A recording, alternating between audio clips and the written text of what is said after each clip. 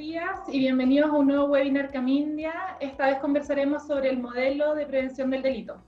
Mi nombre es Andrea Rojas Van Dijk y soy gerente general de la Cámara Chileno-India de Comercio. Primero que todo me gustaría agradecer a todos ustedes por su presencia e interés en nuestro evento, especialmente a todos nuestros socios por su continuo apoyo, contribución y confianza. Damos también una cordial bienvenida a nuestro panelista del día de hoy, Jorge Vigil, quien es socio de Barros Silva, Varela y Vigil Abogados. Como Camindia, no solo buscamos facilitar las relaciones comerciales entre Chile e India, sino también generar espacios de diálogo con distintos actores. En estos encuentros generamos instancias exclusivas para nuestros invitados, donde compartimos con expertos de diversas áreas con el fin de mantenerlos informados y actualizados, además de incentivar el diálogo generando un espacio de networking, colaboración y también compartir buenas prácticas corporativas. Durante esta charla, entonces, vamos a explicar en qué consiste la responsabilidad penal de las empresas, cuáles son los riesgos que implica y por qué resulta tan importante implementar un modelo de prevención acorde a la realidad de cada compañía. Los invito cordialmente a hacerse partícipe de la discusión, de hacer preguntas y también de enriquecerse con la experiencia de nuestro invitado de hoy. Las preguntas las pueden dejar directamente en el chat de Zoom y las vamos a ir respondiendo durante el webinar o si no también al final de este. Entonces vamos a dar inicio directamente con la presentación de Jorge Vigil. Jorge es abogado de la Pontificia Universidad Católica de Chile y Master of Law of London School of Economics and Political Science.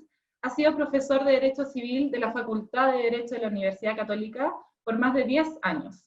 Su práctica profesional se ha centrado en materias contractuales, fusiones y adquisiciones y gobierno corporativo, y además Jorge es el socio a cargo del área corporativa de Barros Silva, Varela Vigil Abogados. Así que bienvenido Jorge, muchas gracias por acompañarnos hoy y por favor el espacio es todo tuyo.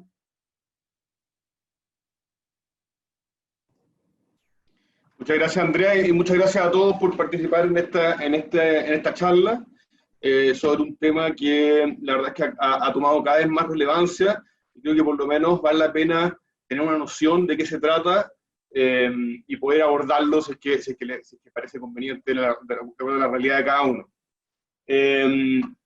Voy a compartir la pantalla para que tengamos la presentación entonces. Un segundo. ¿Ustedes me dicen si se ve bien? Sí, perfecto.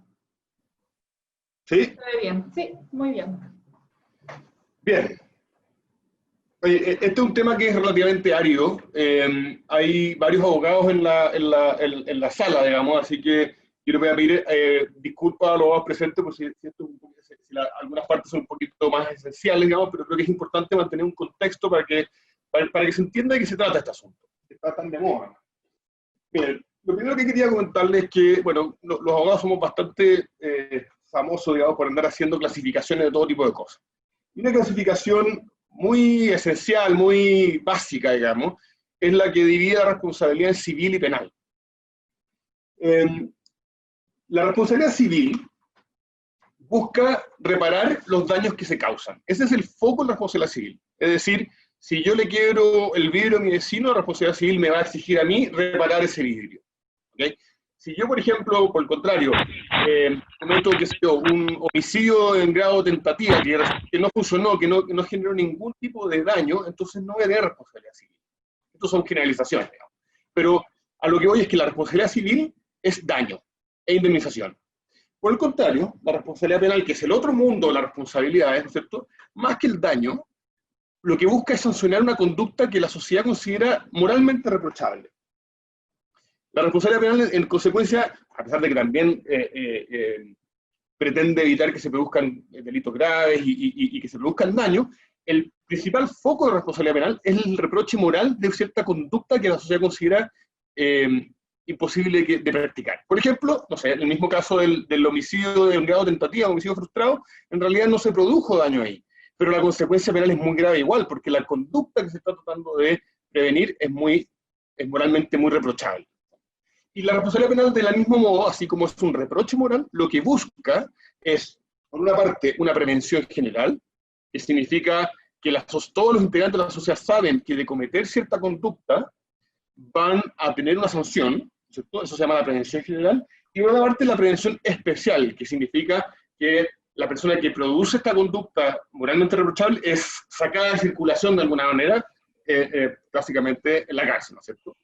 Entonces, muy importante estas dos definiciones. De responsabilidad civil es daño, reparación, responsabilidad penal es acto moralmente reprochable y sanción. ¿Okay?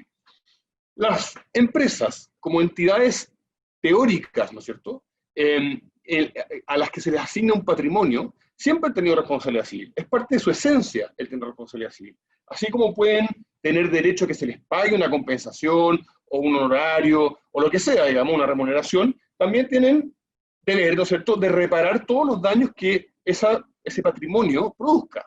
Si yo, digamos, tengo una empresa, ¿cierto?, y produce cierto daño ambiental, por ejemplo, voy a estar obligado a reparar ese daño ambiental. ¿Ok? En cambio, en responsabilidad penal, como las entidades abstractas, como las empresas, no tienen un juicio moral, nunca ha sido posible atribuirle responsabilidad penal a las empresas. ¿De acuerdo? Como no tienen una voluntad real, no pueden tener tampoco un reproche moral. Y por lo tanto nunca hubo responsabilidad penal de las empresas. Ahora bien, el año 2009, después de siglos, digamos, de este paradigma que les comento, el año 2009 Chile se le ocurrió participar en la OSD, ¿no es cierto? Y cuando Chile estaba postulando a la OSD, Estados Unidos y otros países que estaban muy preocupados de ciertos delitos como la corrupción y el financiamiento del terrorismo, le dijeron a Chile, mire, para que usted pueda entrar a esta organización, tiene que implementarme un sistema eficiente para evitar, para morigerar la cantidad de delitos de corrupción y de financiamiento del terrorismo. Entonces Chile, mirando, digamos, las alternativas que habían disponibles en el mundo, dijo, miren, vamos a establecer un sistema de responsabilidad penal que estaba muy en boga en Europa, y a partir de eso, el año 2009, como les decía, surgió la ley 20.393, que es la que establece la responsabilidad penal de las empresas. Es una ley como la de 2009, es bastante antigua ya, pero que fue dictada, digamos, de un día para otro, muy rápido, sin mucha reflexión, tal vez, como muy copiado de las jurisdicciones de otros países, y que por lo mismo durmió bastante tiempo en un cajón, aprobada ya, digamos, pero que nadie la tomó en cuenta en realidad. Hasta que 2013, 14 empezaron los primeros casos, empezaron a subir la cantidad de delitos aplicables, y esta cuestión se puso bastante de moda y cada vez va a ser más aplicada. Vamos entonces un poquito en detalle en qué consiste esta responsabilidad penal de las empresas, digamos. Hay 4 requisitos que nosotros tenemos que tener presente para que una empresa sea susceptible de responsabilidad penal. ¿Cuáles son? Primero, no todo delito del Código Penal, digamos, o otras leyes con responsabilidad penal, no todo delito afecta a este sistema de responsabilidad penal de la empresa. Son ciertos delitos. Como les decía, el año 2009 partió esta cuestión con solo 3 delitos, que eran el cohecho, financiamiento del terrorismo y lavado de activos. En 2014 se agregó otro, y en 2018 4 más, en 2019 4 más, en 2020 2, este catálogo va creciendo día a día. Hay algunos países en que todos los delitos son parte de este esquema. En Chile no, son algunos, pero vamos creciendo. Segundo, el delito debe ser cometido por un agente de la empresa. Recuerden que la empresa misma no puede cometer un delito porque es un reproche moral. Entonces el delito siempre lo van a cometer las personas naturales. Pero para este esquema de responsabilidad penal de la empresa, cuando el delito lo comete un agente de la empresa, entonces se genera esta responsabilidad. Y cuando yo digo agente, lo digo en la forma más amplia posible. Puede ser desde el presidente del directorio hasta el último empleado, digamos, que sea capaz de cometer algún delito como persona natural. Tercero, y esto es muy importante, el delito tiene que ser cometido en interés o en provecho de la empresa. Es decir, me voy a adelantar un poquito, pero en el caso, por ejemplo, de que yo soy un ejecutivo de una compañía y voy camino a Valparaíso, ¿no es cierto? Y me para un carabinero por exceso de velocidad, ¿no? Y yo le digo, oiga, señor carabinero, le pago 100.000 pesos por eximirme de este parte, ¿no es cierto? Yo voy en camino a mi trabajo, digamos, soy empleado de la empresa X, etc. ¿Es eso un delito que evidentemente, que se comete en beneficio o un provecho de la empresa, o es cometido en beneficio o provecho del mismo ejecutivo? claramente es del Ejecutivo, y por lo tanto esa situación no va a generar una responsabilidad penal en la empresa. Por el contrario, si yo soy el mismo ejecutivo que está en la empresa, ¿no? Y aparece, qué sé yo, un funcionario de la Inspección del Trabajo hace una fiscalización. Yo le digo, mire señor, no haga esta fiscalización y le doy 100.000 pesos. De nuevo, un cohecho evidente, ¿no es cierto? ¿Ese cohecho está hecho en interés de la persona que lo realiza o en interés de la empresa? Evidentemente en interés de la empresa. Y por lo tanto, ahí sí tenemos un esquema de responsabilidad penal de la empresa. ¿De acuerdo? Y por último, y muy importante, la responsabilidad penal de la empresa solo surge cuando la empresa no ha cumplido su deber de supervisión y dirección. ¿Bien? Esto es muy importante porque se refiere a lo que vamos a hablar en un segundo, que es el modelo de prevención. Pero si es que la empresa ha cumplido su deber de supervisión y dirección, a pesar de que se cometan todos los delitos del mundo, no va a ser ella sujeto de responsabilidad penal. ¿De acuerdo? ¿De qué estamos hablando con esto de la responsabilidad penal? Para que le tome un poquito el peso, digamos. Las sanciones de la responsabilidad penal son brutales. Bueno, la primera es la disolución, digamos, que es una especie como de pena de muerte de la compañía, ¿no es cierto? Imagínense lo que puede ser para una empresa la disolución. Nunca ha pasado todavía en Chile, por supuesto que tiene unas consecuencias sociales muy importantes, pero ahí está, y puede ocurrir en algún momento. Prohibición de contratar con el Estado. La ley dice que una empresa que comete un delito puede ser condenada a la prohibición de contratar con el Estado. Para algunas empresas esto no puede que no sea tan importante, pero para otras que viven del Estado, y hay casos, por ejemplo, no sé, de empresas de pavimentación de caminos, etc., y esto es brutal, digamos. Pérdida de beneficios fiscales, tributarios, subsidios, etc. Este es digamos, la sanción general, que son multas hasta 300.000 UTM, digamos. ¿Eh? Una brutalidad, digamos, de multa. Hay otras sanciones accesorias, comiso, publicación de sentencia, etc. Y derivado también de esto hay una sanción que no está en la ley, pero es muy potente.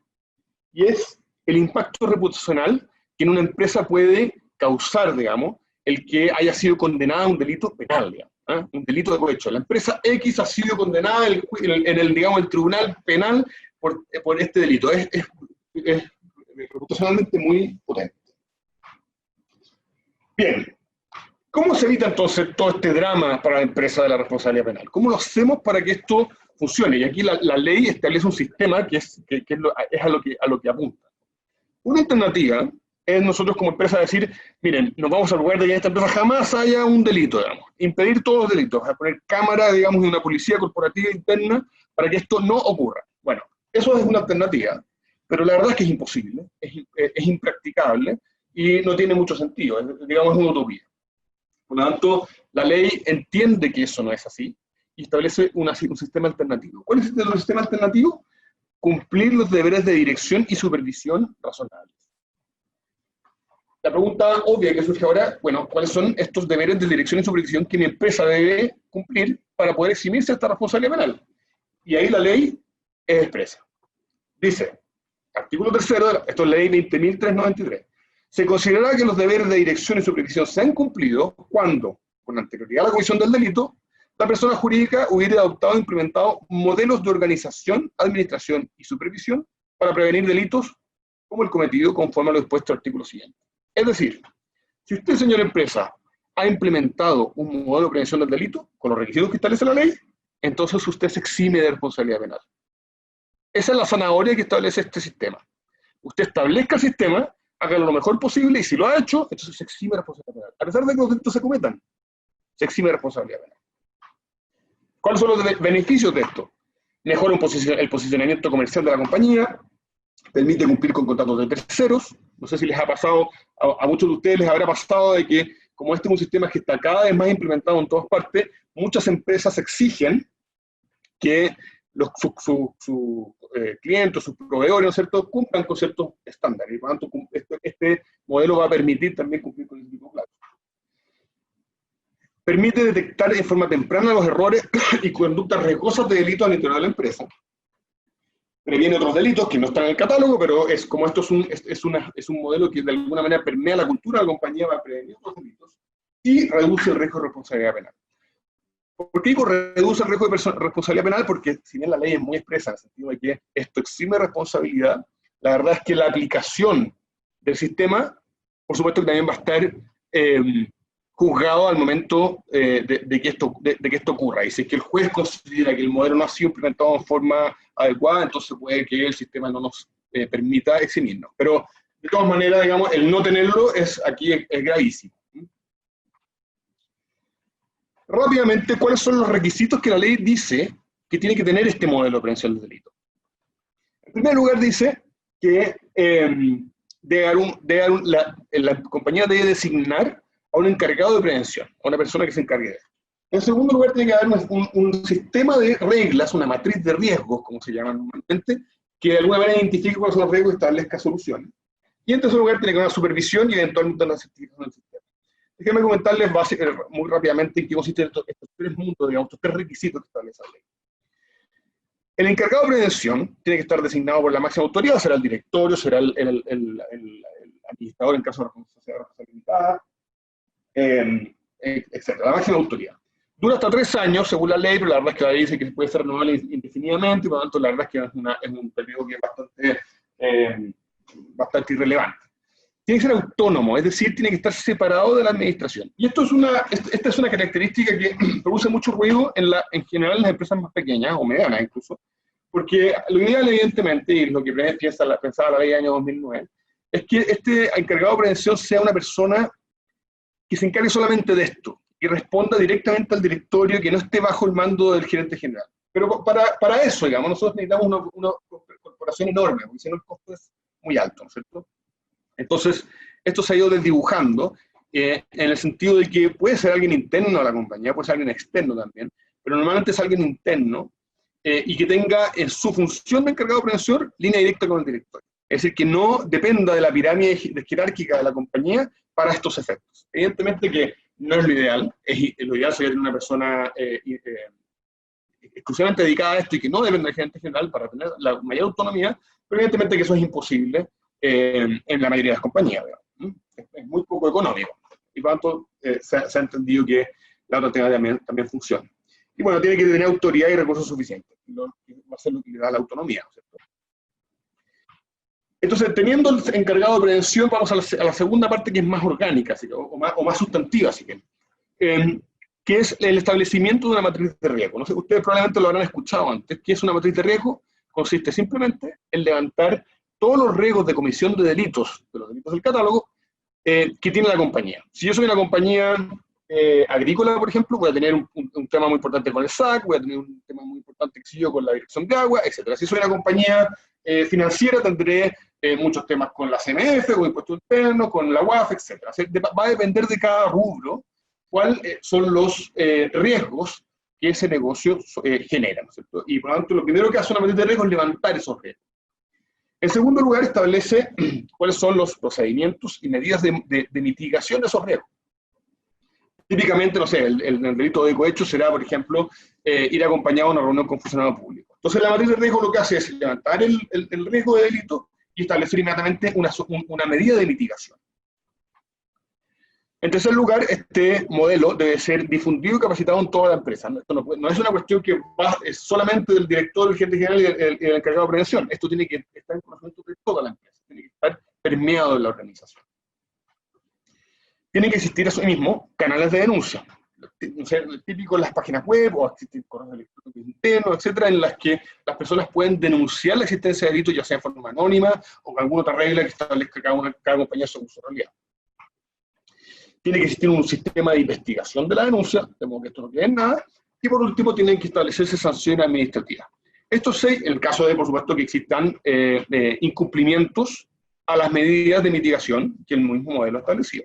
Por lo tanto, estos 6 puntos son los que forman, de alguna manera, esta matriz de riesgo y este modelo de prevención que va a implementar y que se va a preocupar de implementarlo el encargado de prevención. Por último, una vez implementado o elegido el encargado de prevención, implementada la matriz de riesgo, va a existir todo un proceso de aplicación correcta de este modelo. Y que va a consistir básicamente en que cada uno de los encargados de área va a preocuparse de que las medidas se cumplan, a reportarla al encargado de prevención y al encargado de prevención a su vez al director. Asimismo, el encargado de prevención va a estar encargado, ¿no es cierto?, de actualizar este modelo No solamente porque los riesgos van cambiando dependiendo del negocio, sino que también porque la ley va avanzando en incorporar nuevos delitos y nuevos riesgos. Por último, no sé si ustedes habrán escuchado que muchas veces estos modelos se certifican. La certificación es una alternativa que la ley establece, que lo tienen que hacer ciertas personas que están reguladas, digamos, en la CMF, y que también tienen la CMF, y lo que hace básicamente es ponerle un timbre al modelo, en el sentido de decir si este modelo cumple con los requisitos que la ley establece, ¿cierto?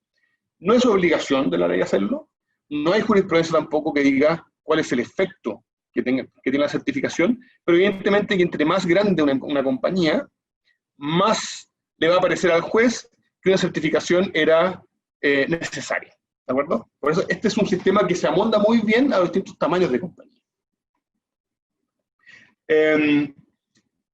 Y yo les decía que el beneficio de estos modelos de prevención del delito es que reduce el riesgo de responsabilidad penal. ¿Y por qué decía reduce y no elimina?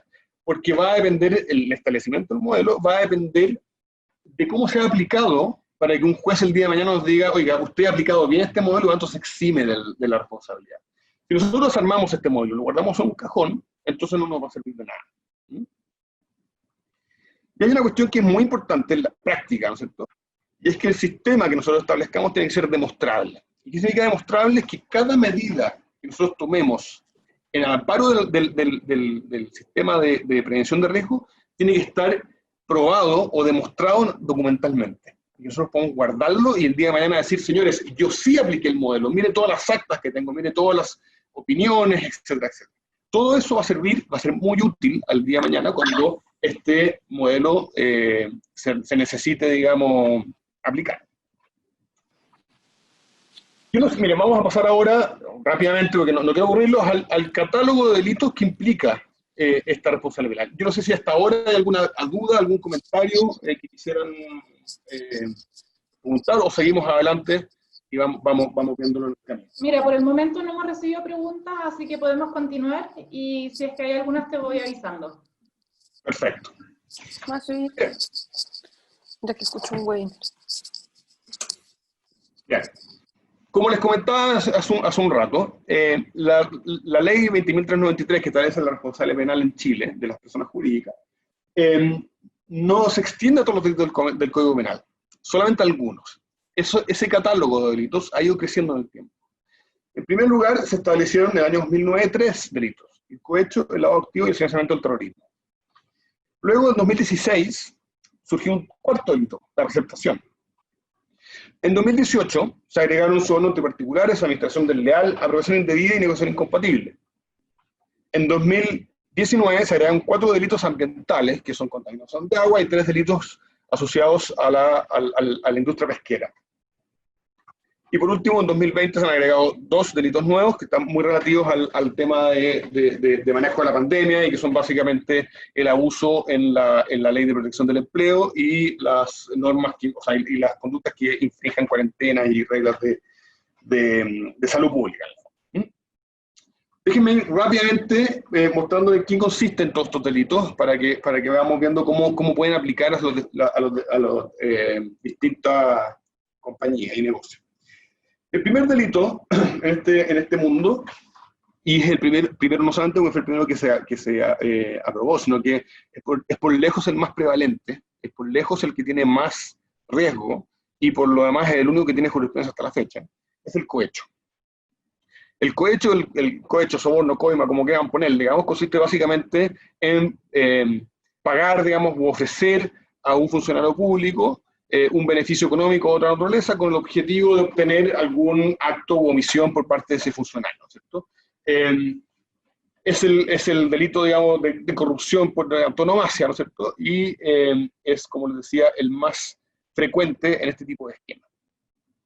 Yo les ponía como ejemplo, no sé, si yo tengo una empresa agrícola, ¿no es cierto? Y aparece la señora del SAC a hacer una certificación, resulta que me falta algún papel, me falta un certificado, esto va a ser muy, muy gravoso para la compañía, y yo, digamos, saco al funcionario hacia un lado, le digo, señor, ¿cómo lo arreglamos, ¿no es cierto? Bueno, eso es un delito de cohecho, y por supuesto que las sanciones son muy importantes. ¿Cuál es la típica medida de mitigación que se establece en estos casos? hay muchas, pero la típica, digamos, es que la compañía se compromete internamente a ir a toda reunión con un funcionario público de a dos. ¿Y por qué de a dos? Porque resulta que coimear a un funcionario público de a dos es mucho más difícil que de a uno, digamos, ¿eh? Otras medidas típicas son, cada vez que yo voy a una reunión con un funcionario público, entonces se tiene que levantar un acta interna que se sube, digamos, a un sistema o que se guarda en una carpeta, de modo que quede registro de qué es lo que se conversó. Otra medida típica, por ejemplo, es pedir siempre las reuniones por la ley de transparencia, o la ley del lobby. En fin, el cohecho como le decía, es el delito más importante. Y fíjense que ha ido evolucionando con el tiempo también. A propósito de los casos de las platas políticas,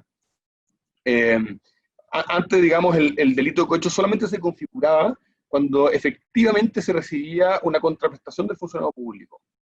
Pero a propósito de las platas políticas, de los casos de ya hace un par de años, digamos, se cambió este delito para que no solamente no se exija una contraprestación, sino que basta con que yo le esté pagando al funcionario público para tenerlo, entre comillas, bajo mi disposición para que esto ocurra. Y esto, fíjense que, claro, uno siempre se imagina los casos más ruidosos, digamos, más obviamente reprochables, ¿no es cierto?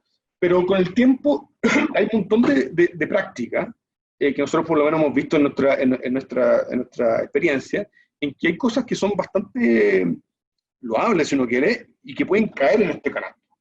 Por ejemplo, es muy típico que se aporte, digamos, qué sé yo, en una zona rural, a los carabineros con benzina para los vehículos, o con regalos para las Pascuas, o, por ejemplo, que se haga aportes a la comunidad, ¿cómo se llama? A instancias de algún concejal, por ejemplo. Alguna vez nos tocó, por ejemplo, a una empresa les pidieron un aporte para un concejal, digamos, pidió un aporte para un artista en un festival organizado por él, digamos, por la comuna, y la empresa en general decía, bueno, es parte de la responsabilidad social empresarial, es parte de los aportes que tiene que hacer a la comunidad, etc. Pero resulta que cuando esto está mal hecho, es muy fácil que se traduzca en el pago a un funcionario público por algún favor comprometido o por tenerlos a disposición. Y por tanto, va a ser muy importante de ahora en adelante que todas las donaciones que se hagan a instancias de funcionarios públicos cumplan ciertos estándares, ya sea de transparencia, ya sea de ley de donación, etc. Cohecho, entonces, como les decía, es el delito más importante en este esquema. En segundo lugar, un delito también antiguo, del año 2009, el lavado activo. Esto fue muy impulsado, por supuesto, por Estados Unidos, que están preocupados del lavado activo en el mundo y la corrupción entre particulares, de funcionarios públicos, extranjeros especialmente. El lavado activo, ustedes tal vez sepan, requiere un delito base, y consiste en, de alguna manera, esconder el origen ilícito de ciertos recursos. Por eso requiere un delito base, porque, por ejemplo, el delito base puede ser el tráfico de drogas, el tráfico, digamos, de armas, posesión infantil, qué sé yo. Hay una serie de delitos base. Cuando yo obtengo recursos, dinero de esos delitos base, por ejemplo, el tráfico de drogas, de alguna manera, para poder usarlos en el mundo, tengo que limpiarlos, tengo que hacerlos pasar por recursos limpios. Nos pasó alguna vez, por ejemplo, una empresa que necesitaba servicio de transporte de camiones, ¿no es cierto? Y había una empresa que era bastante particular, digamos, pero tenía 3 camiones y cobraba muy barato por su servicio. Resulta que los camiones pasaban estacionados siempre ahí, digamos, y el negocio parecía... Luego se descubrió, digamos, que esos camiones en realidad pasaban estacionados ahí, y la empresa tenía una utilidad maravillosa, ¿no es cierto? Y claramente lo que estaba haciendo el dueño de esa empresa de camiones era pasar, digamos, dineros ilícitos a través de esa compañía. Y lo peligroso acá, porque es raro que una compañía se dedique al lado activo, o sea, esta charla no tiene mucho sentido, digamos, estamos en esas prácticas, pero lo que sí es muy importante es que si una empresa, fíjese lo que ponemos acá en la presentación, adquiere, posea, tenga o use bienes con ánimo de lucro cuando al momento de recibirlos ha conocido su origen ilícito, está siendo parte de este delito. Es decir, si yo voy a transportar mis productos a través de una empresa de transporte como las que le comentaba, ¿no es cierto?, que está en este esquema de lavado activo, entonces voy a ser cómplice. y por lo tanto la empresa va a ser responsable de ese delito. ¿Cuál es la típica medida de mitigación que hace acá? Bueno, hacer una pequeña investigación, lo que no sé si no han escuchado, una cuestión que los bancos hacen muy frecuente, que el Know Your Client o Know Your Supplier, KYC o KYS, no sé si lo han escuchado hablar, pero básicamente consiste en un pequeño due diligence, una pequeña investigación. Esto no se va a hacer una policía, ni mucho menos, pero, oiga, usted cuénteme quién es, digamos, llene este formulario, ver si la cuenta corriente que tiene la empresa tiene el mismo nombre, etc. O sea, un cierto chequeo básico de que la compañía opera en forma correcta. ¿De acuerdo? Tercer delito también de los originales, el financiamiento del terrorismo. ¿En qué consiste una conducta terrorista? Consiste en producir alguna acción que produzca temor a la población con el objeto de arrancar una decisión a la autoridad. Esa es como la decisión clásica del terrorismo. Si yo estoy financiando, recaudando, proveyendo bienes a una organización terrorista, entonces voy a caer en un delito de financiamiento del terrorismo, ¿cierto? También, si estamos en esta, digamos, ¿qué hacemos en esta charla, digamos, de Camindia, al fondo? Bueno, resulta que muchas veces uno puede no darse cuenta de que esto ocurre, ¿cierto? En la puerta comunidad, etc. Entonces, es muy importante, nuevamente, entender cuáles son las medidas, cuáles son las medidas de mitigación que uno debe considerar para esto. Bueno, entender cuál es la comunidad, nunca donar en dinero, hacer trazabilidad de dónde van los bienes, etc. El delito de receptación es un delito que se estableció el año 2016, o sea, se estableció como delito de la empresa, digamos, porque es un delito muy, muy antiguo, ¿no es cierto? Y consiste en, bueno, el delito típico, digamos, es comprar especies robadas, ¿no es cierto? Comprar especies, no sé, en un mercado informal, ¿no es cierto? Voy y compro las cosas que yo sé que era robada, eso es el delito de receptación. Es un poquito más amplio que ese, porque no solamente es la compra, sino que es el que tenga su poder, transporte, compra, venda, comercialice, especie robada. ¿Cuál es el riesgo para una empresa de esto? Evidentemente, que sus proveedores, ¿no es cierto?, para ahorrar un poco, un par de costos, ¿no es cierto?, estemos comprando a un proveedor que nosotros sepamos que, o no sabemos de dónde viene estos bienes. ¿Cuáles son las medidas de mitigación? Comprar en el comercio formal, de nuevo el Know Your Supplier, conocer a tu proveedor, etc.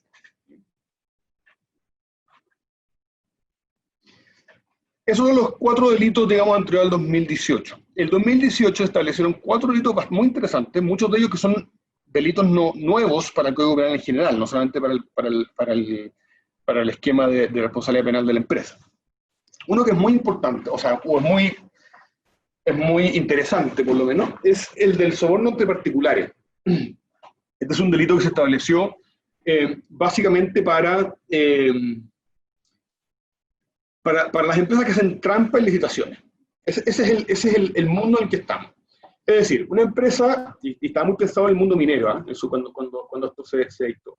Una empresa, por ejemplo, por decir cualquier cosa, Codelco, establece una licitación, ¿no es cierto?, para buses para su personal, ¿no es cierto? Entonces, arma una licitación para estos efectos y aparecen 5 empresas licitantes. Y una de las empresas licitantes va y le dice al funcionario Codelco que está llevando la licitación: oye, yo te pago, digamos, un viaje a Europa, todo pagado, qué sé yo, si es que me ayudas con esta licitación. Perfecto, se genera ese acuerdo y gana esa empresa que hizo esta trampa, ¿cierto? Ese es un delito de soborno entre particulares que, por supuesto, va a estar sancionado la persona que ofreció el soborno, la persona que lo recibió, y también la empresa que se benefició con ello. Ojo con esto, porque cuando la empresa es la que licita, en el caso que les digo Codelco, por ejemplo, Codelco sería la víctima de ese delito, ¿no es cierto? Y por lo tanto el delito no ha sido ejecutado en beneficio o provecho de ella. En cambio, la empresa de buses que ganó la licitación, ¿no es cierto?, esa sí ha sido beneficiada con el delito. Por lo tanto, ¿a qué empresa va a afectar la responsabilidad penal? No a Codelco, que es la víctima, sino que a la empresa que licitó los buses. ¿Me siguen o no? Eso es muy importante para efectos de establecer el modelo. Ahora, de todas maneras, las empresas que acostumbran más a llamar a licitaciones que a participar en ellas, muchas veces establecen estos delitos son no particulares, como dentro de su matriz de riesgo, porque de alguna manera previenen que ocurra y previenen el riesgo ya no de ser responsables penalmente, sino de ser víctimas de este delito. ¿Ok? La administración desleal y la negociación incompatible son 2 delitos distintos, pero nosotros aquí lo vamos a agrupar porque comparte una naturaleza bastante análoga. Y, a ver, esto está pensado más bien para personas que administran patrimonios ajenos, representantes de incapaces, síndicos, etc.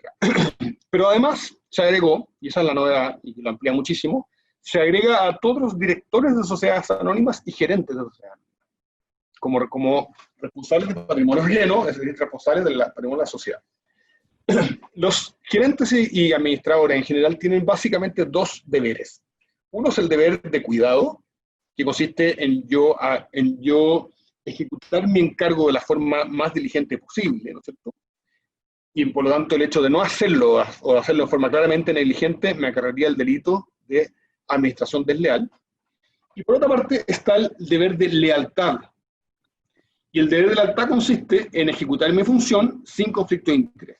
Ahí está, perdón, ahí está el delito de negociación incompatible. Por lo tanto, si es que una persona ha administrado un patrimonio ajeno, ya sea siendo director o gerente de una compañía, el de esa misma compañía, entonces podría estar cayendo en este delito de negociación incompatible o de administración desleal. De nuevo, lo mismo que hablábamos en el delito anterior, ¿cómo puede ser que se genere un delito para la empresa cuando es la empresa la que ha sido afectada por el delito? Si yo soy el director, ¿no es cierto?, y he cometido un delito de administración desleal, lo que, en el fondo, el delito, por supuesto, que afecta a la persona natural, que a mí que he cometido ese delito, pero no debiese afectar a la empresa, que es la víctima del delito, y no ha sido en su provecho con el que se ha cometido este delito, ¿cierto? ¿Cuál es entonces el caso? ¿Por qué está establecido en este catálogo? Es un caso bastante especial, ¿no es cierto? Por nada más, pero el más típico es el que mi empresa tenga una filial con socios, por ejemplo, que es un caso que ocurrió ahora. Y la matriz ha nombrado directores en la filial. Y los directores de la filial han cometido un delito de administración desleal o negociación incompatible en favor de la matriz. Entonces ese es un delito, ¿no es cierto?, en el que afecta, por supuesto, al director de la filial que ha cometido este delito y beneficia a la matriz. Por lo tanto, será la matriz la que va a ser afectada con responsabilidad penal porque el delito se ha cometido en su beneficio. ¿Ok? Luego tenemos el delito de apropiación indebida. Este es un delito muy antiguo, que consiste básicamente en retener o distraer dinero u otros bienes muebles que yo los tengo en un título de restitución, por ejemplo, como dato, arriendo, depósito, etc. Si yo tengo un bien en esas características, estoy legalmente obligado a restituirlo. Si no lo hago sin una causal legal, entonces puedo estar cometiendo un delito de apropiación indebida. Es un delito, como les digo, muy antiguo, no es muy grave para las personas naturales, pero sí es el típico delito con el que se presiona penalmente. Entonces, es muy importante abordarlo bien en una empresa, en un modelo de prevención, porque básicamente va a ser lo primero que salte cuando existe un problema de este tipo. Por ejemplo, no sé, tengo arrendada una maquinaria agrícola, la maquinaria agrícola me ha producido no sé qué perjuicio, y por lo tanto yo no quiero devolvérsela al arrendador mientras el arrendador no me pague esos perjuicios, ¿cierto? El arrendador en ese caso podrá, bueno, aparte de mandarme por el arrendamiento, ¿cierto?, podrá intentar una acción penal, digamos, de apropiación indebida contra la persona que retiene y contra la empresa. ¿Cuál podrá ser la medida de mitigación acá? Bueno, simplemente que si ocurre esta situación, inmediatamente sea el director el que tome la decisión de retener cualquiera de estos bienes para estar seguros de que se está amparando en una de las causales legales que permiten esta retención. Y luego, en 2019, como decía, se agregaron 4 delitos ambientales. Esto claramente es una punta de lanza. Hay muchos delitos ambientales que están ahí en la puerta del horno del Congreso para seguir implementándose. Y el primero de ellos es el de contaminación de agua, que consiste básicamente en incorporar elementos contaminantes a cuerpos de agua, ya sean superficiales, subterráneos, etc., y que causen daños a los recursos hidrobiológicos. Esto es un delito que afecta a un montón de compañías, no solamente aquellas que, no sé, uno pensaría a las empresas, qué sé yo, a las que se dedican a los smolt salmoneros o tal vez a las empresas sanitarias, etc. Pero fíjate que nos ha tocado un montón de empresas que parecían ser que no tienen nada que ver con este delito y que resultan aplicables. Por ejemplo, nos tocó una empresa de distribución de alimentos, digamos, supermercados, que tiene una bodega en el norte de Santiago, y que decían, bueno, esto pasémoslo por delante porque nosotros no tenemos nada que ver con las aguas, ¿no? Pero de repente levanta la mano, señor, oye, ¿sabes qué? Nosotros hace un mes tuvimos un problema, nosotros importamos aceite de oliva, digamos, o aceite de maravilla, y resulta que de repente los tarros se rompen, y lo que hacemos es simplemente tirarlos por la alcantarilla. Eso es claramente, o podría caer claramente en un delito de contaminación de agua que va a afectar no solamente a la persona que inadvertidamente lo hizo, sino que a la empresa, y con multa que puede ser tremenda. Imagínense además el impacto reputacional que puede tener ese tipo de cosas. Aquí, bueno, nos faltó aquí una slide que es hay 3 delitos asociados a la pesca ilegal y a la violación de veda, el recurso hidrogeológico, que son bastante específicos para la industria pesquera, pero también producen este mismo efecto. Por último, 2 delitos de 2020, muy asociados al tema de la pandemia, que consisten en el abuso, digamos, de la Ley de Protección del Empleo. Ustedes saben que para las empresas, en marzo se aprobó la Ley de Protección del Empleo, que consistía en que se podía suspender a ciertas personas y que esas personas pudiesen usar sus recursos de seguro de cesantía. Bueno, había ciertos requisitos para que eso operase, y la ley estableció que cualquier persona que infringiera esas normas, o que abusara de ellas, entonces iba a haber una sanción penal tanto para el gerente ejecutivo que hiciera eso, como para la empresa. Así que también es una de las cosas que la empresa tiene que preocuparse. Y por último, el delitos contra la salud pública, que consisten básicamente en que la empresa le solicite a sus empleados que violen las cuarentenas cuando corresponda. O sea, cuando la comunidad está en cuarentena, o cuando la persona está contagiada y tiene que estar aislada, y la empresa de todas maneras les exige que vuelvan a su trabajo, etc. Entonces también hay una responsabilidad penal para la empresa. Jurisprudencia sobre este tema, como yo les decía, esta ley es del 2009, y por lo tanto la cuestión partió bastante tarde. En 2013 nadie tenía en la cabeza que esto existía, que esto podía ser un problema.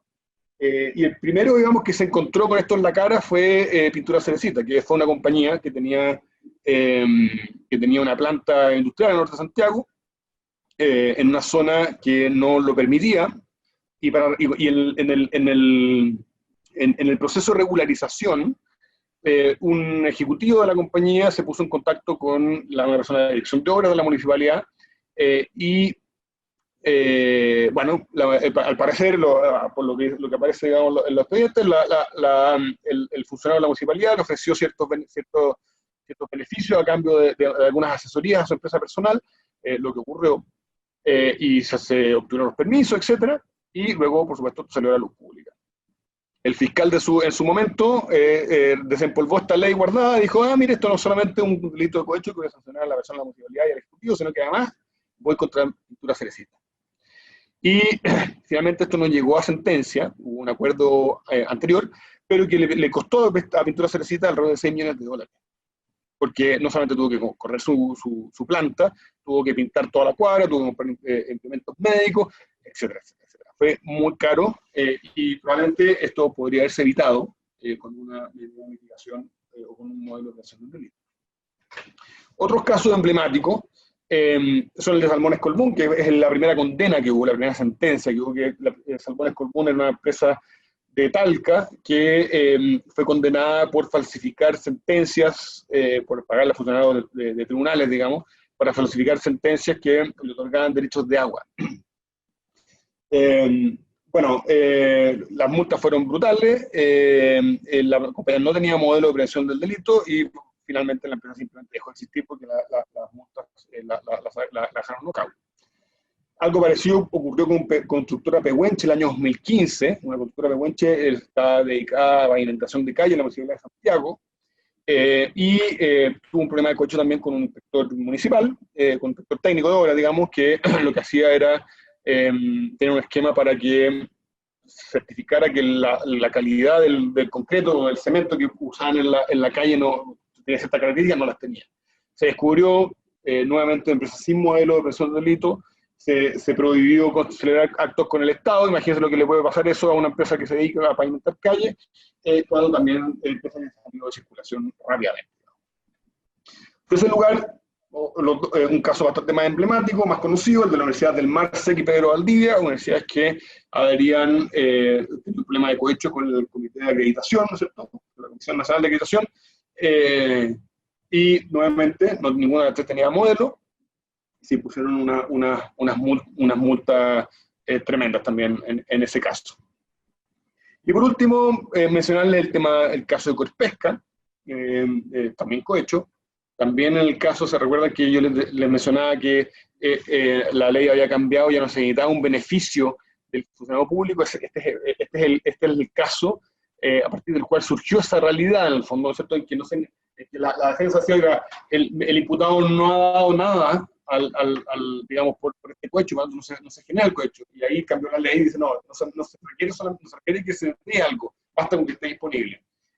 Bueno, la responsabilidad penal es siempre para adelante, nunca para atrás, no es retroactiva. Entonces, no sabemos todavía cómo va a resolverse este caso, todavía está pendiente, pero sí fue muy importante en ese sentido. Corpesca sí tenía modelo, pero no aplicaba, nunca lo usaron, no tenían cómo demostrarlo. Entonces es mucho más difícil para ellos poder implementar. En definitiva, lo que me gustaría que se quedaran de esta pequeña charla, digamos, es que el modelo de prevención del delito parece una cosa muy burocrática, muy lejana, muy de empresa grande, y no lo es así. Existen modelos para todo tipo de tamaños de compañía, y es muy importante, porque el día que esto ocurra, y va a ocurrir, digamos, o puede ocurrir eventualmente, porque nadie puede prevenir 100% la comisión de delitos, el hecho de tener el modelo va a generar una exhibición de responsabilidad muy importante, y además va a permitir cumplir con distintas disposiciones contractuales y distintas exigencias reputacionales que las empresas del día de hoy necesitan. Bueno, eso es lo que quería comentar. No sé si tiene alguna pregunta o comentario, encantado de contestar. Muchas gracias, Jorge. Oye, muy clara la presentación. Acá también están dando también las gracias dentro del chat. Y si tenemos una pregunta que al final mencionaste, pero en una parte muy breve, sobre el catálogo de delitos. Que ahora se han incorporado nuevos delitos a esta ley que tienen que ver con el problema actual de COVID. Así que la pregunta es, ¿cuáles son y qué relevancias pueden tener para el funcionamiento de su empresa?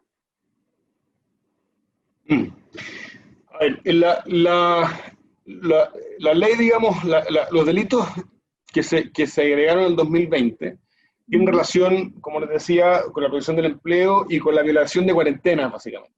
Evidentemente que las empresas en este tiempo como de estrés, ¿no es cierto?, podrían estar tentadas a tanto suspender más trabajadores de los que la ley les permite, o hacer que este beneficio sea más extensivo, o pedirle a sus trabajadores, escápese nomás en la mañana, pida un permiso para ir al supermercado, digamos, y venga a trabajar porque lo necesito, si no, esta empresa quiebra. El hecho de hacer eso y que eso se salga a la luz pública puede implicar para la empresa una multa enorme. Antes esto podría ser un delito solamente para el funcionario que salía en cuarentena, que hay penas establecidas para eso. Ustedes habrán escuchado que hay multas muy importantes, las personas naturales, etc. Pero no solamente eso, en el caso de que esto sea a través de una empresa. La empresa va a tener una responsabilidad que probablemente en este caso se traduzca en multas que pueden ser, como les decía ahí, hasta 300.000 UTM. Son multas muy importantes y además, reputacionalmente, para una empresa, aparecer, digamos, en los diarios, señalando, digamos, que ha cometido delitos penales contra la salud pública, es muy importante. Entonces, evidentemente que el hecho de establecer esto en un modelo va a ser relevante. Ahora, también son delitos que tal vez aquí pensando mientras la pregunta, ¿no?, tal vez sea más fácil de controlar caso a caso, porque se podría establecer una instrucción, digamos, para que esto no ocurra. Pero la verdad es que podría ocurrir perfectamente, ¿no? Igual, va a depender, por supuesto, que el número de empleados que tenga la empresa. Si la empresa son 5 empleados, 10 empleados, uno podría controlar un poco mejor, ¿no es cierto?, de que eso no ocurra. Pero si la empresa ya tiene 50, 100 empleados, ¿no es cierto?, y tiene distintas áreas de control, bueno, algún supervisor que está muy urgido, digamos, por su resultado de su área, etcétera, puede decir, oye, es que no eres ven para acá, pide este permiso y saquemos todo adelante, porque si no, y eso es un problema gravísimo para la empresa. Gracias, Jorge. Mira, y acá nos están llegando más preguntas. Por parte de más preguntas. El hecho de tener el modelo de prevención debidamente implementado, ¿rebaja las multas ante un eventual juicio? Podría, pero lo que dice la ley es que para que exista responsabilidad penal, uno de los requisitos es que la empresa no haya implementado los modelos de supervisión y control. Y esa supervisión y control, la ley dice que consiste en establecer un modelo y aplicarlo. Entonces, más que buscar la eximiente, o sea, perdón, el bajar la pena, lo que busca esta ley es eximir de pena. Y eso es muy potente. Entonces, evidentemente, que si el modelo no ha sido todo lo bien implementado, que eso va a servir para que el juez considere a la baja la pena. Pero si es que esto está bien implementado, que no es tan difícil, si eso está bien implementado, entonces la empresa puede descansar en que la ley lo exime de responsabilidad penal. Esto no significa, ojo, que no significa que la persona que cometió el delito va a quedar eximida. Esa persona no tiene modelo personal, digamos. Esa persona va a tener una pena igual. Pero la empresa se exime de responsabilidad. Y por eso es que esto es muy importante desde el punto de vista organizacional. O sea, desde el directorio hacia abajo, es muy importante que la empresa lo tenga, porque alguna vez va a descansar en que uno se va a cometer menos delitos, porque el modelo lo que permite es eso, digamos, en la realidad lo que hace es bajar mucho la causalidad del delito. Y segundo, digamos, que si es que se llega a cometer, la empresa está eximida de responsabilidad. Gracias, Jorge. Pero también preguntan si esto es importante para empresas pequeñas o medianas que difícilmente serán fiscalizadas. ¿Es realmente necesario tener esto en una empresa mediana? Bien, esta ley no es obligatoria. Hay ciertos modelos de prevención que son propios, por ejemplo, de la UAS, de la Unidad de Análisis Financiero, no sé si lo han escuchado, y esas sí son obligatorias para ciertos rubros, como, qué sé yo, todo lo que tiene que ver con el mercado de valores, como las inmobiliarias también, corredor de propiedad, etc. Esos son obligatorios. Este no es un modelo obligatorio. Por lo tanto, nadie puede ir a decir, señor, muéstrame su modelo, no lo tiene, multa. Eso no existe. Lo que sí existe es que si es que llega a ocurrir un delito, entonces la multa es brutal. Por lo tanto, es una especie de ley de garrote y zanahoria, en ese sentido. Y lo otro que tiene la ley es que es muy flexible, en el sentido de que no establece reglas estrictas para ciertas compañías. Yo les comentaba que para el tema del encargado de prevención, ¿no es cierto? La ley como que da a entender de que se necesita una persona completamente autónoma, que esté fuera de la jerarquía, etc. Pero se ha entendido de que eso no es razonable, porque aplicaría solamente para empresas más grandes que tienen la capacidad de hacer eso. En cambio, lo que pretende la ley es que cada empresa genere un modelo acorde a su realidad. Si la empresa es pequeña, los riesgos van a ser menores, las medidas van a ser más abordables, ¿no es cierto? Y los controles van a ser más precisos. Y va a ser más fácil de implementar, ¿no es cierto? No cuesta mucho hacerlo. Y definitivamente vale la pena. Definitivamente vale la pena, no solamente por el riesgo del delito, sino porque finalmente la empresa empieza a funcionar mejor, profesionaliza a las empresas más pequeñas y le da cierta estructura que por lo demás también contractualmente como proveedor va a ser muy valioso.